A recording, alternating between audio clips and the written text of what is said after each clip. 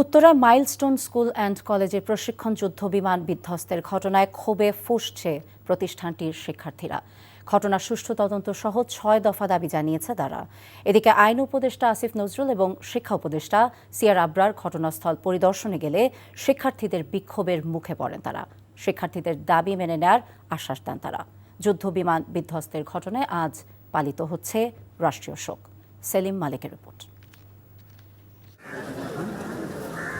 Milestone school প্রাঙ্গণে পুরা এসব বই ও খাতা বলে দেয় আগুনের কত না উত্তাপ সহ্য করতে হয়েছে ক্ষুদে শিক্ষার্থীদের।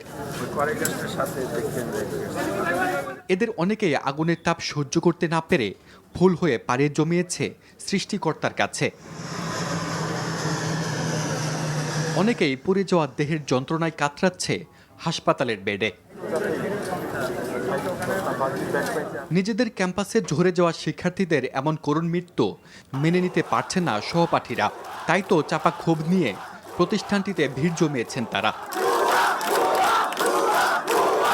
জানাচ্ছেন বিক্ষোভ প্রতিবাদ।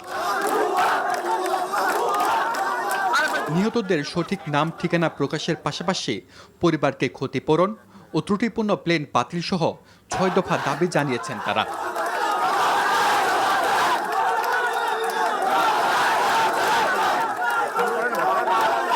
মাইলস্টোন ক্যাম্পাস পরিদর্শনে যান শিক্ষা ও আইন উপদেষ্টা। তাদের দেখে ক্ষোভ প্রকাশ করেন শিক্ষার্থীরা। শেষে প্রতিষ্ঠানটির সম্মেলন কক্ষে আশ্রয় নেন এই দুই উপদেষ্টা। এই সময় শিক্ষার্থীদের সকল দাবি মেনে নেওয়ার আশ্বাস দেন তারা। আবারও বলছি, আপনারা যেই দাবিগুলো করেছেন ৬ দফা দাবি, সেটার সাথে আমরা সম্পূর্ণ একমত এবং আপনারা যে দাবিগুলো করেছেন তা অত্যন্ত যৌক্তিক দাবি।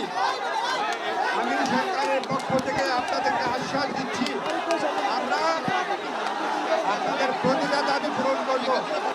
এছাড়া আপনারা আমাদের সাথে যেই বাহিনীরা খারাপ ব্যবহার করেছে, সরকারের পক্ষ থেকে আমরা ক্ষমা চাচ্ছি এবং এই ব্যাপারে আমরা উপযুক্ত ব্যবস্থা গ্রহণ করব। এদিকে বিমান দুর্ঘটনা তদন্তে ক্যাম্পাস পরিদর্শন করেছে বিমান বাহিনীর একটি দল। সেলিম মালিক, এনটিভি নিউজ, ঢাকা।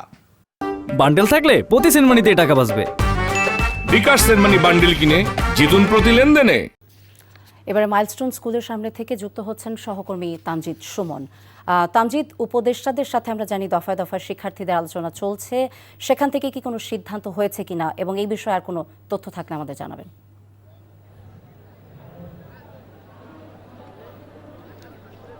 না ফারজানা, আসলে দেখেন, দফায় দফায় যে আলোচনা হয়েছে, আলোচনার প্রধান বিষয়বস্তু হচ্ছে যে শিক্ষার্থীরা যে দাবি করেছেন, তাদের 6টি দফা দিয়ে তারা দাবি করেছেন এবং তারা খুব সুনির্দিষ্টভাবে বলেছেন যে তারা জানতে চান নিহতের সংখ্যা কতগুলো, আহত কতজন, এবং আরেকটি বিষয় তারা সুনির্দিষ্টভাবে বলেছেন যারা মারা গেছেন তাদের প্রকৃত ঠিকানা, নাম, এগুলো প্রকাশ করতে হবে। অর্থাৎ শিক্ষার্থীরা খুবই সুনির্দিষ্টভাবে তাদের দাবি করেছেন যে মারা গেছে কতজন সেটি তারা জানতে চান, সেটির তালিকা প্রকাশ করতে তারা উপদেষ্টাকে বলেছেন। এবং উপদেষ্টা কিন্তু 2 দফায় শিক্ষার্থীদের সাথে বসেছেন, শিক্ষার্থীদের প্রতিনিধিরা তাদের সাথে বসেছেন এবং তাদের 6 দফার দাবির কথাগুলো তারা বলেছেন।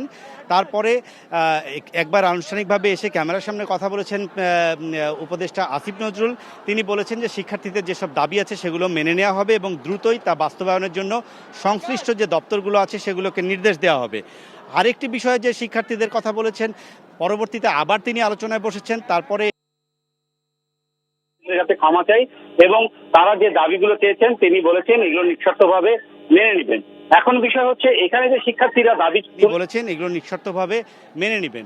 এখন বিষয় হচ্ছে এখানে যে শিক্ষার্থীরা দাবি তুলেছেন এগুলো খুবই যৌক্তিক, কারণ গতকালকে যখন এখানে এসেছে সাংবাদিকরা কিন্তু প্রধান ফটকের ভিতরে ঢুকতে পারেনি, যে কারণে সঠিক তথ্যটাও দিতে পারেনি।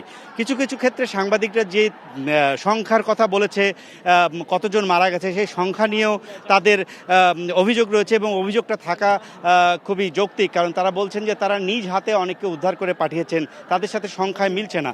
আমরা সাংবাদিকরা তাদের সাথে কথা বলেছি এবং বোঝানোর চেষ্টা করেছি আসলে আমরা কোনো দাপ্তরিক দায়িত্বশীল ব্যক্তির কাছ থেকে তথ্য না পেলে যেমন দিতে পারি না, সেরকম আমরা ছড়িয়ে ছিটিয়ে তথ্য দিতে পারি না, কিন্তু তাদের এই যৌক্তিক দাবিগুলো উপদেষ্টা শুনেছেন এবং এই উপদেষ্টা বলেছেন যে প্রকৃত মৃতের সংখ্যা জানাবেন এবং প্রতিটি দপ্তরে বলে দিবেন এবং প্রতি ঘন্টায় ঘন্টায় যেন আপডেট দেওয়া হয় সেই আপডেটের ব্যবস্থা করবেন। এখনও শিক্ষার্থীরা এই দাবিতেই আছেন এবং তারা তাদের যৌক্তিক দাবিতে আন্দোলন চালাচ্ছেন। শিক্ষার্থীদের 6 দফা দাবির বিষয়ে উপদেষ্টাদের সাথে যে আলোচনা চলছে সেই বিষয়ে আমরা জানছিলাম। বান্ডেল থাকলে প্রতি সেনমানিতে টাকা বাঁচবে। বিকাশ সেনমানি বান্ডিল কিনে জিতুন প্রতি লেনদেনে।